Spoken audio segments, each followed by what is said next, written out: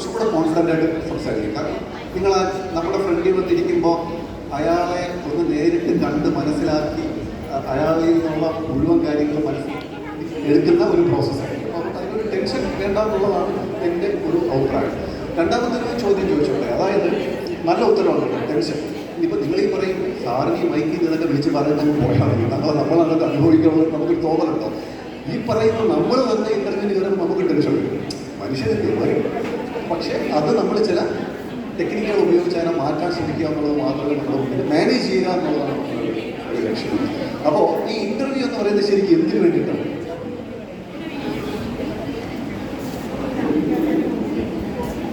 Skill assessment. കടുപ്പുള്ള വാക്ക് right, okay, കുഴപ്പമില്ല. സ്കിൽ അസസ്മെൻറ്റ്, പക്ഷെ അത് നല്ല ഉത്തരവാണ്, വെരി ഗുഡ്. സ്കിൽ അസസ്മെൻറ്റ് എന്നുള്ളൊരു വാക്ക്. പിന്നെന്താണ് ഇൻ്റർവ്യൂ എന്തിനു വേണ്ടിയിട്ടാണ്? എന്തിനായി അസസ് ചെയ്യുന്നത്? കാലിബർ. ഓക്കെ, എല്ലാം ഏകദേശം ഒരു സാധനം. പക്ഷെ ഇതൊക്കെ എന്തിനാണ് അസസ് ചെയ്യുന്നത്?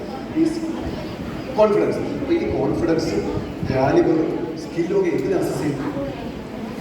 എല്ലാവർക്കും പറയാനുള്ളൂ. ഒരാൾ പറഞ്ഞത് എൻ്റെ വിധി എന്ന് വിചാരിക്കുന്നു, എല്ലാവർക്കും പറയാം. Exactly, very good. ഒരു കൈയടി കൊടുക്കാം, രണ്ടുപേർക്ക് കൊടുക്കാം കേട്ടോ. അതായത് പറഞ്ഞ ഉത്തരവിടെ പറഞ്ഞ് കേട്ടിട്ട് കൈയടിച്ചാൽ ചുമ്മാ പറഞ്ഞുകൊണ്ട് കൈയടിക്കാതെ എന്തൊന്ന് കേൾക്കുക. അതായത് മോസ്റ്റ് സ്യൂട്ടബിൾ ആയിട്ടുള്ള ആളെ കണ്ടുപിടിക്കാൻ വേണ്ടിയിട്ടാണ് ഞാൻ പറഞ്ഞത്. എക്സലൻ്റ് ആൻസറാണ്. കാരണം ഇവിടെ ഇരിക്കുന്ന എല്ലാവർക്കും ഒരു തരത്തിൽ അല്ലെങ്കിൽ മറ്റൊരു തരത്തിൽ ഒരു ഡിഗ്രി കാണുമല്ലോ. ഡിഗ്രി എന്ന് ഉദ്ദേശിച്ചത് അറ്റ്ലീസ്റ്റ് ഒരു 5ാം ക്ലാസ്സിൻ്റെ മാർക്ക് കാണുമല്ലോ, ഉണ്ടല്ലോ. ശരി, അങ്ങനെ മോശമാക്കാതെ ഒന്നല്ലേ, അങ്ങനല്ല. നമുക്കൊരു എഡ്യൂക്കേഷണൽ ക്വാളിഫിക്കേഷൻ ഉണ്ടല്ലേ. അതെന്ന് പറയുന്നത് ഒരു എലിജിബിലിറ്റി മാത്രമാണ്, ഒരു യോഗ്യത മാത്രമാണ് അല്ലേ. പക്ഷേ അത് ഒരു ജോലിയിലേക്ക് നമ്മളെ സ്യൂട്ടബിൾ ആക്കുമോ എന്നുള്ളതാണ്. അവിടെയാണ് ഈ ഇത്തരത്തിൻ്റെ പ്രസക്തി. സ്യൂട്ടബിൾ ആകുക എന്നുള്ള ഒരു പ്രസക്തി അവിടെയാണ്. നമ്മൾ നേരത്തെ പറഞ്ഞ ടെൻഷൻ, സാർ ഒന്ന് ചോദിക്കുന്നു ഞാൻ എന്തൊക്കെയോ പറയുന്നു എന്നുള്ള പ്രസൻസ് ഓഫ് മൈൻഡ് നഷ്ടപ്പെടുന്ന ഒരവസ്ഥയിൽ നിന്ന് മാറിയിട്ട് നമ്മുടെ സ്കില്ല് ബേസ് ചെയ്തിട്ട് ഉത്തരം പറയാനുള്ളൊരു മനസ്സാണ്. അതാണ് അവിടെ നമുക്ക് പ്രധാനമായിട്ടും ഉണ്ടായിരിക്കേണ്ട ഒരു കാര്യം. ഇനി നമുക്ക് കേൾക്കാൻ പറ്റുന്നില്ലേ? അപ്പോൾ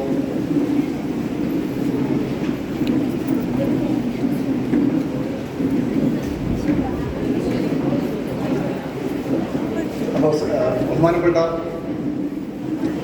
MLA ഇന്നലെ സംസാരിക്കുന്ന സമയത്ത് അദ്ദേഹം പറഞ്ഞ ഒരു കാര്യങ്ങളുണ്ട്. അതായത് നിങ്ങൾ ഈ ഇന്റർവ്യൂ അറ്റൻഡ് ചെയ്യുമ്പോൾ എനിക്ക് കിട്ടുമോ,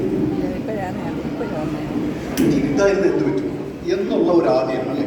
പക്ഷേ നമ്മളിവിടെ ചിന്തിക്കേണ്ട ഒരു കാര്യം, കിട്ടുകയോ കിട്ടാതിരിക്കുകയോ ചെയ്യും. നമ്മൾ ചെയ്യാൻ പോകുന്നത് ഇന്ന് ഇവിടെ നിന്ന് പഠിച്ച കാര്യങ്ങളെല്ലാം മനസ്സിലാക്കി നമ്മളെ കൊണ്ട് പറ്റാവുള്ളൂ. ഒരു 2, 3, 4 ദിവസം കൊണ്ട് നാളെ ഞാനൊരു സച്ചിൻ ടെണ്ടുൽക്കറായിട്ട് വരുമെന്ന് പറഞ്ഞു കഴിഞ്ഞാൽ നടക്കുന്ന കാര്യമൊന്നുമില്ല. പക്ഷേ ആ ചില മാർഗനിർദ്ദേശങ്ങൾ വെച്ചിട്ട് നമ്മളെ കൊണ്ട് പറ്റാവുന്നതിൻ്റെ ബെസ്റ്റ് അവിടെ പോയി അപ്പിയർ ചെയ്യുക, പ്രസൻറ്റ് ചെയ്യുക എന്നുള്ള ഒരു കാര്യമാണ്. അതിൻ്റെ റിസൾട്ടിനെ പറ്റി ആലോചിച്ച് നിങ്ങൾ വിഷമിക്കുകയും ചെയ്യുന്ന സാർ ഇന്നലെ ഒരു ഓഡിയൻസിനോട് പറഞ്ഞ ഒരു വാക്ക് ശരിക്കും പറഞ്ഞാൽ ഒരു വളരെ അർത്ഥവത്തായിട്ടുള്ള ഒരു വാക്കാണ്. ഇനി രണ്ടാമത്തെ ഒരു കാര്യം, ഈ ജോബ് മേള എന്ന് പറയുമ്പോൾ പലപ്പോഴും എങ്ങനെയായിരിക്കും? നല്ല തിരക്കായിരിക്കും, ശരിയാണോ? നല്ല തിരക്കായിരിക്കും. അപ്പം അതുകൊണ്ടാണ് 9:30 മണി മുതൽ 4:30 മണി വരെ കൃത്യമായ സമയത്ത് വിളിക്കുന്നത്. അപ്പോൾ സാർ പറഞ്ഞു ഈ വെബ്സൈറ്റിനകത്ത് പോയി ഏതൊക്കെ കമ്പനികളുണ്ട്, ഏതൊക്കെ കമ്പനികളുടെ ഓപ്പർച്യൂണിറ്റീസ് ഉണ്ട്, ആർക്കൊക്കെ ഏതൊക്കെ തരത്തിൽപ്പെടുന്ന ആൾക്കാർക്കുള്ള ജോലികളുണ്ടെന്ന് മനസ്സിലാക്കണം. അപ്പം നമ്മൾ മനസ്സിലാക്കുന്നിടത്തോളം ഇതിനകത്ത് നമുക്ക് പ്രൊഫഷണൽ കാറ്റഗറി മുതൽ വർക്കർ ഹൗസ് കീപ്പിംഗ് കാറ്റഗറി വരെയുള്ള നിരവധി അവസരങ്ങൾ ഇതിനകത്തുണ്ട്. കഴിഞ്ഞ ദിവസം ഒരാൾ വളരെ സങ്കടത്തോടെ ഇരിക്കും, സാർ ഞാൻ കഴിഞ്ഞ കുറേ നാളായി വീട്ടമ്മയുടെ ജോലി ചെയ്യുന്നു. ജോലി വേറെ ജോലിയൊന്നുമില്ല, ആരും വീട്ടിലെ ജോലിയാണ്. അപ്പോൾ എനിക്ക് എന്തെങ്കിലും അവസരം ഉണ്ടാവും, എനിക്ക് ജോലി ചെയ്യാൻ പറ്റുമോ? ഞാൻ പറയുന്നത് അതിനെപ്പറ്റി ഒന്ന് ചിന്തിക്കുന്നതാണ്. നമ്മൾ ഈ പറയുന്ന അവസരങ്ങൾ നോക്കിയിട്ട് നമുക്ക് മികച്ചതായിട്ട് എടുക്കാൻ പറ്റുന്ന ഒരവസരം ഏതാണ്? ഇനി വേറെ കുറച്ച് വിഷയം, ഈ കാര്യങ്ങളെല്ലാം കുറച്ച് നേരത്തെ കിട്ടിയിരുന്നെങ്കിൽ ഞാൻ വളരെയധികം നന്നാവുമെന്ന് ചിന്തിക്കുന്ന കുറേ ആൾക്കാരുണ്ട്. വൈകിപ്പോയി ചിലപ്പോൾ ഈ 40-50 വയസ്സിലൊക്കെയാണ് ഒരു വെളിപാടുണ്ടാവുന്ന ആൾക്കാർ ജീവിതത്തിൽ. പറഞ്ഞ് മനസ്സിലായി, അത് നന്നായിട്ട് ഉപയോഗിക്കുക. ഞാൻ പറയുമ്പോൾ ഈ ഒരു ജോബ് ഫെയറിൻ്റെ ഏറ്റവും വലിയ ഒരു അട്രാക്ഷൻ എന്ന് പറയുന്നത് എന്തിനോ വേണ്ടി തിളയ്ക്കുന്ന സാമ്പാർ എന്ന് പറയുന്ന പോലല്ല ഈ പരിപാടി. ഇത് കൃത്യമായ ചിട്ടയോടുകൂടി നടപ്പിലാക്കിയ ഒരു പരിപാടിയാണ്. അത് ഇതിൻ്റെ സംഘാടകരുടെ അഭിനന്ദനം തീർച്ചയായിട്ടും ഉണ്ട്. കാരണം ഒരു ഇൻ്റർവ്യൂ അല്ലെങ്കിൽ ഒരു ജോബ് ഫെയറിലേക്ക് നമ്മൾ തയ്യാറെടുക്കുന്നത് സീരിയസ് ആയിട്ടാണ് എന്ന് ഉറപ്പ് വരുന്ന തരത്തിൽ അതിനകത്ത് നമ്മളിപ്പോൾ ഒരുമിച്ച് ചർച്ച ചെയ്യാൻ ചിന്തിക്കാൻ ഒരു അവസരം ഉണ്ടായി അല്ലേ. ഇത് നമ്മൾ കുറച്ചുകൂടി സീരിയസ് ആണ്. ഈ സീരിയസ്നെസ് വെച്ചുകൊണ്ടാണ് നമ്മൾ എന്ത് ചെയ്യാൻ പോകുന്നത്, ഈ പരിപാടിയിലേക്ക് അറ്റൻഡ് ചെയ്യാൻ പോകുന്നത്. ഇനി ഈ പരിപാടി കഴിയുമ്പോഴത്തേക്ക് സാറ് പറഞ്ഞുകൊണ്ടാണ് എനിക്ക് കുറച്ചുകൂടെ ആത്മവിശ്വാസം ഉണ്ടായിരുന്നു. അത് പോയി കിട്ടി എന്ന് വരുമോ? ഇല്ല. എല്ലാത്തിലും ഒരു പാഠമുണ്ട്. ഈ സാറ് പറഞ്ഞ പോലെ അല്ലാതെ ചെയ്താൽ ജോലി കിട്ടുമെന്ന് ഒരാൾ പറഞ്ഞാൽ അയാൾ ഹൈലി കോൺഫിഡൻ്റ് ആണ്. ഓവർ കോൺഫിഡൻ്റ് ആകട്ടെ കേട്ടോ, അത്രയൊരു കാര്യമുണ്ട്.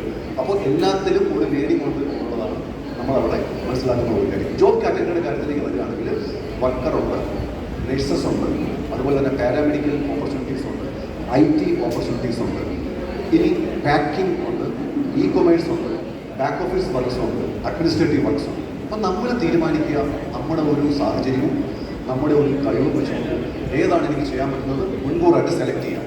ഇനി ഒരുപക്ഷെ മുൻകൂറായിട്ട് സെലക്ട് ചെയ്ത് അവരുമായിട്ടൊരു കൂടിക്കാഴ്ച എന്ന് പറഞ്ഞാൽ എന്താണെന്ന് അറിയാം, ഇൻ്റർവ്യൂ കഴിയുമ്പോഴേക്കും നമുക്ക് തോന്നുന്നത് ഇതല്ല, ഇതിന് ബെറ്റർ ഞാൻ അവിടെ കണ്ടു എന്നൊരു അവസരം എത്രയാണെന്നുണ്ടെങ്കിൽ സാവകാശം വോളണ്ടിയർമാരുടെ സഹായത്തോടു കൂടി അതിലേക്ക് പോകാനുള്ള തയ്യാറെടുപ്പ് കൂടി നമ്മുടെ മനസ്സിനകത്ത് ഉണ്ടാവണം എന്നൊരു റിക്വസ്റ്റാണ്. ഇനി നമ്മൾ തിരിച്ച് ഇന്നത്തെ കാലത്തിലേക്ക് വരിക. ഇപ്പോൾ നമ്മളിപ്പോൾ സംസാരിച്ചുകൊണ്ടിരിക്കുന്ന ഒരു കാര്യം ഇതായിരുന്നു, ജോലി എന്ന് പറയുന്നത് പണ്ടത്തെ കാലത്ത് വളരെ കൺവെൻഷനൽ ഏറ്റവും ലൂക്രേറ്റീവ് ജോലി ഏതാണ് നിങ്ങളെ സംബന്ധിച്ച്? ഒരു ജോലി ഏറ്റവും നല്ല ജോലി ഏതാണ്? ശേഷം പറയും. അല്ല എന്നോട് പറഞ്ഞാൽ മതി, എല്ലാവരും എനിക്ക് പറയാൻ കഴിയും. ഏറ്റവും നല്ല ജോലി ഏതാണ്? ഏതായിരിക്കും ഒരു നല്ല ജോലി? ഓഫീസ് വർക്ക്, അതൊരു ജനറലാണ്.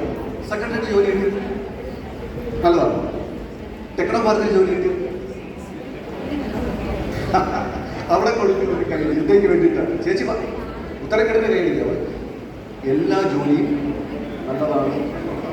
അതാണ് നമ്മൾ ഏറ്റവും ആദ്യം മനസ്സിലാക്കുന്നത്. എല്ലാ ജോലിക്കും അതിൻ്റെതായ മഹാത്മ്യമുണ്ട്. അപ്പോൾ ഇത് പാരൻസ് എന്നുള്ള നിലയ്ക്ക് സ്റ്റുഡൻസ് എന്നുള്ള നിലയ്ക്ക് നമ്മൾ മനസ്സിലാക്കേണ്ട ഒരു കാര്യമാണ്. രണ്ടാമത്തെ പ്രധാനപ്പെട്ട ഒരു ആഗോള എന്താ പറയുന്നത് ഒരു ഡെവലപ്മെൻറ്റ് നമ്മൾ നോക്കുകയാണെന്നുണ്ടെങ്കിൽ ഈ ഇടക്കാലത്ത് ഒരുപാട് വിദേശ രാജ്യങ്ങളിലേക്കുള്ള ഒരു ഭ്രമം വന്ന് ഒരുപാട് പേര് പുറത്തേക്ക് പോകുന്ന ഒരു പ്രവണത നന്നായിട്ടുണ്ടായിരുന്നു, ഉണ്ട്, നടന്നുകൊണ്ടിരിക്കുന്നു അല്ലേ. പക്ഷേ ഇപ്പം അതിലെന്തെങ്കിലും ഒരു കൂട്ടം പറ്റിയിട്ടുണ്ടോ? ഇപ്പോഴും ഉണ്ട്. പക്ഷേ ഈ പറയുന്നത് പോലെ ചില സാമ്പത്തിക രംഗത്തെ പ്രശ്നങ്ങൾ കൊണ്ട്, ചില രാജ്യങ്ങളിലെ പ്രതിസന്ധികൾ കൊണ്ട് അവിടുത്തെ ജോലിയുടെ അവസ്ഥയിലേക്ക് നമുക്കൊരു സെക്യൂരിറ്റിയും പറയാൻ പറ്റാത്തൊരു സാഹചര്യമുണ്ട്. ലോകത്തെ ഏറ്റവും കൂടുതൽ യുവാക്കളുള്ള രാജ്യം അല്ലെങ്കിൽ ആവറേജ് ഏജുള്ള രാജ്യം ഏതാണെന്ന് അറിയാമോ? അറിയാമോ? ചുമ്മാ പറയണം കേട്ടോ. അതായത് നിങ്ങൾ തെറ്റ് പറഞ്ഞാൽ ആത്മവിശ്വാസം. ഞാനൊരു എക്സാമ്പിൾ പറഞ്ഞിട്ടുണ്ട് ആത്മവിശ്വാസത്തിന്റെ. ഈ ആത്മവിശ്വാസം എന്ന് പറയുന്നത് എങ്ങനെ വരും? എങ്ങനെയാ ആത്മവിശ്വാസം വരും? അതിന്റെ ആദ്യത്തെ ലക്ഷണം എന്താണ്?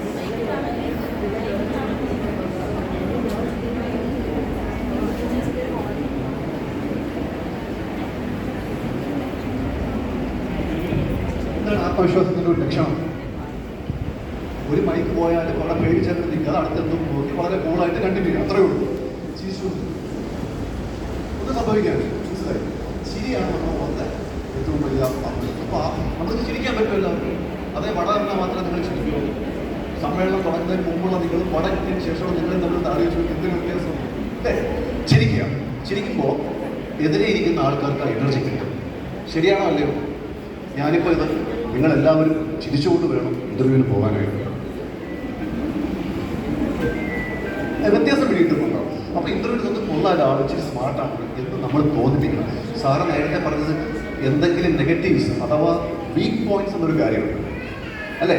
എന്താണ് നമ്മുടെ വീക്ക്നെസ്? സാർ അതൊന്നും പുറത്തു പറയാൻ കൊള്ളില്ല സാർ. എന്തൊക്കെ നമ്മൾ ആലോചിക്കേണ്ടത്?